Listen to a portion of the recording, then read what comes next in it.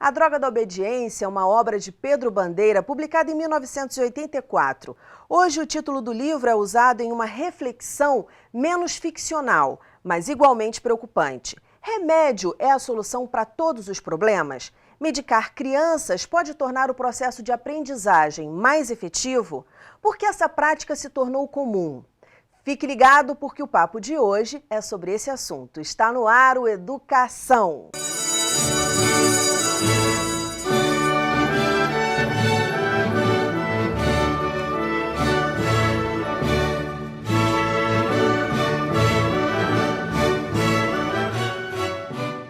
Os meus convidados são a psicóloga e fonoaudióloga Alcineia Andrião Trota, o neuropediatra Milton Genes e a professora psicopedagoga clínica Adriana Oliveira da Silva. Muito bem-vindos ao programa. Dá para perceber hoje nos consultórios, na sala de aula, que as crianças estão sendo mais medicadas do que antes em questões relativas a comportamento? Diagnosticar uma criança com problemas, de TDAH, isso é uma coisa muito complexa, porque você tem que fazer uma análise muito ampla, na verdade, dessa criança. Porque toda criança é agitada, toda criança é alegre, toda criança tem muita energia para gastar. E você delimitar o que é uma coisa patológica, e uma coisa normal da própria idade, do desenvolvimento da criança, precisa que seja feita uma leitura muito digamos assim, por profissionais, que realmente reconheçam o que está acontecendo com aquela criança. Então, você tem que passar por várias análises. Você tem que analisar a família, você tem que analisar o processo de desenvolvimento dessa criança, se em algum momento da vida dela está passando por alguma dificuldade, separação de pais, por exemplo, é uma coisa que altera muito o comportamento da criança. Então, o que acontece? Os professores, não tem em sua formação, às vezes, uma cadeira de algumas horas de psicologia voltada para a aprendizagem, mas a comportamental, de você perceber, a criança era ótima, estava muito bem, de repente ela muda, e passa a ser uma criança muito mais agitada, e passa a alterar a aprendizagem, o desenvolvimento dela na escola. Como é que eu vou fazer essa leitura? Eu tenho condições? Então, o professor, em momento nenhum, ele pode diagnosticar, mas ele pode pedir ajuda da família. E é essa orientação que a gente dá para o professor, enquanto professor da escola, do ensino fundamental, do ensino médio e da creche, e da pré-escola. Você observou? Vamos chamar o pai, vamos conversar. Certo. Mas antes da gente se aprofundar mais nisso, eu queria que a gente partisse desse patamar. Existe hoje em dia, então, uma mais prescrição de medicamentos em relação ao comportamento para crianças do que antes. É isso? Eu acho que não. Não? Não, eu acho que não. Eu diria para você que hoje existem mais medicações prescritas para uma série de coisas. Para pressão arterial, para diminuir o colesterol. Existem mais diagnósticos sendo dados.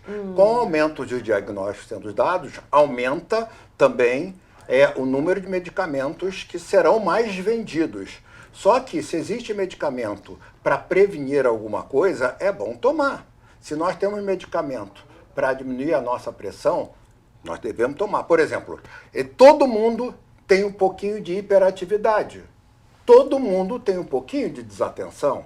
O problema é quando tem muita atividade, tem uma hiperatividade. Esse é um problema. Da mesma forma, quando você tem muita desatenção, isso vai decorrer de um problema escolar. Você pode não prestar atenção na sala de aula e, com isso, você não ter um bom aprendizado. Então, tudo extremo é ruim. Tanto muito como para pouco é ruim. Por conta dessa onda de, tá todo mundo tomando, que muitos profissionais podem fazer um diagnóstico errado, às vezes por pressão dos pais, por pressão da escola. Isso acontece? Isso está acontecendo com muita frequência? Acontece bastante, porque quando eles já chegam na primeira consulta, eles já perguntam o laudo, eles já falam por telefone, já tentam por telefone já me passar qual é o caso, e já falam, olha, já tem que levar o laudo, hein? Eles já falam pelo telefone, marcando os pais. Tá? Então, eles já querem, na primeira consulta, e nós temos que fazer a anamnese, pegar o histórico da criança, fazer a avaliação. Em 1 hora de sessão, eles querem tudo e já levar o laudo, tá? Quando, na realidade, nós temos que avaliar a criança, não dá em uma sessão terapêutica fazer isso tudo. E aí, eu tenho que vamos lá. Muitas vezes, o tempo todo, eu falo para os pais, calma que nós vamos marcar as sessões, não é só a mãe que eu tenho que conversar. Quando eu vou fazendo a anamnese, eu começo a perguntar um pouquinho como é que é aquela criança antes, né? Elas não sabem nada, porque essas crianças ficam com quem? Em creche, com as empregadas, com as avós. Às vezes elas não sabem nada do desenvolvimento da criança. Quando elas chegam do trabalho, aquela criança está com muita atividade, tem trabalho da escola para fazer, elas não dão conta, porque tem outras atividades também para fazer, não tem um pingo de paciência com a criança. Então, muitas vezes, elas têm que parar, fazer com calma a avaliação dessa criança. Aí eu falo para a mãe, calma, que o laudo nós vamos fazer, mas primeiro eu tenho que avaliar a sua criança. Aí, no final, a criança fica encantada nas sessões, porque o psicólogo trabalha com uma caixa lúdica, onde tem... É tudo sucatinha, né, que nós trabalhamos. E eles adoram, porque ali eles não estão acostumados àquele tipo de brinquedos, estão acostumados muito na televisão, nos videogames, enfim. Ali não, eles têm que construir. Então, na sessão terapêutica, algumas crianças já melhoram naquele período do psicodiagnóstico, algumas não. No final, num prazo às vezes de 2 ou 3 sessões, eu observo que ela realmente é muito agitada, que é tudo ao mesmo tempo, não dá tempo. Eu vejo ali sim, aí eu faço o encaminhamento para o neurologista e nesse momento que eu acho que vem a falha. Quando eu encaminho para o neurologista, que é o que elas já queriam desde a primeira sessão, eu achava que o neurologista deveria, ao invés de fechar logo o diagnóstico, entrar com a medicação, poderia pegar ou me ligar, ou então ligar para a escola, pegar a avaliação desses profissionais que estão acompanhando e não fechar também rapidamente o diagnóstico dessa criança. Aí não, eu não tenho observado isso. Então, dão logo a famosa, né, que é a mais popular, Ritalina. Aí as mães parece que ficam, né, tá vendo? Ele tinha um problema mesmo. E ali, muitas vezes, o tratamento, elas param, não voltam mais. E isso que ela falou é muito correto, porque é o seguinte, as mães já chegam no consultório querendo um diagnóstico. Elas querem um diagnóstico que elas já leram, porque o amiguinho dela toma medicação, toma algum remédio e é desatento, e é hiperativo, e melhorou com remédio. Só que você começa a colher a história, a anamnese, e você já vê que a avó era assim, a mãe é assim, o pai é assim, o primo é assim. Então existe uma história familiar que nunca foi levada em conta e nunca tratada. E o que acontece? A mãe está muito preocupada em tratar a criança. Só que ela é tão desorganizada em casa que ela mesmo não sabe o que fazer com a criança na hora de ajudar no estudo e tudo isso. Então eles querem um remédio para solucionar, querem ser muito imediatista. E não adianta você tratar nenhuma criança se você não orientar. É mais ou menos o seguinte, eu não posso chegar para a mãe e dizer, olha, seu filho é diabético, então nós vamos fazer essa dieta e vamos dar um remedinho. A mãe sai dali e vai para a loja onde tem suco, tem hambúrguer, tem cachorro-quente, onde faz todo dia pizza. Eu posso fazer o tratamento que eu quiser. Para diabetes que eu não vou resolver. É a mesma coisa para transtorno de déficit de atenção e hiperatividade. Não adianta apenas tratar com remédio. Você tem que orientar a família tem que ser PhD no assunto. Normalmente essa criança tem que ter um aporte provavelmente pedagogo, psicóloga ou fono, que é fundamental na ajuda. Não adianta só dar remédio.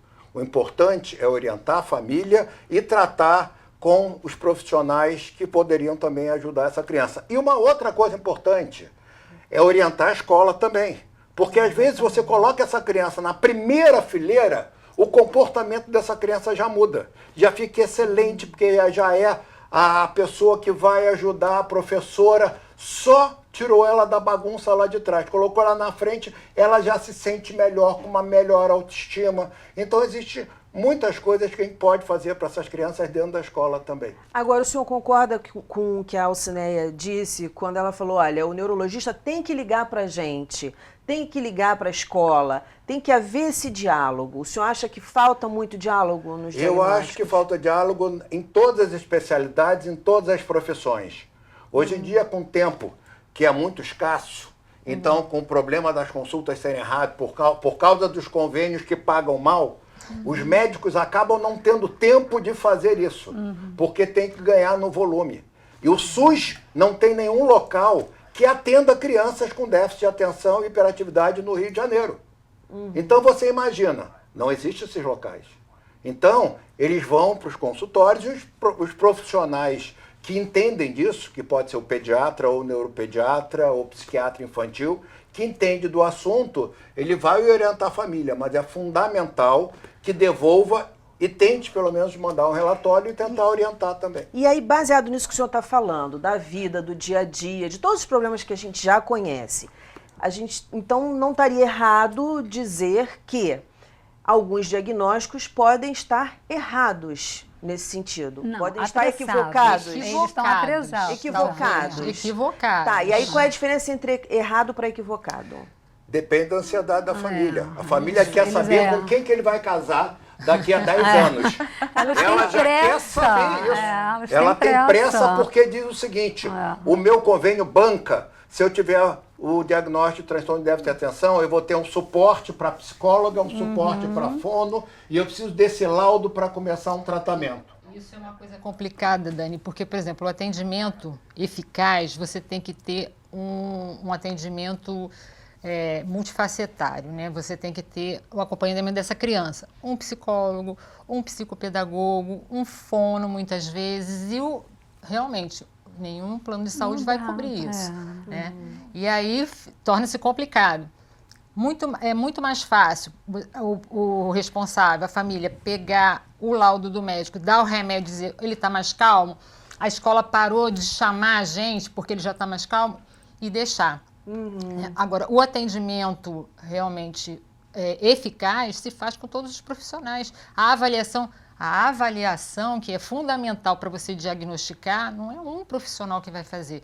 O neurologista ele vai receber, né, o relatório da professora. Olha, a gente observou que essa criança age dessa maneira. E em todos os setores, na parte cognitiva, na parte de socialização, como é que ele se comporta? A família vai também dar o parecer dela. Como é que ele se comporta em casa? Não, isso é perfeito. Pois Agora, é. a gente já está no finalzinho desse bloco, e no próximo bloco eu vou querer saber.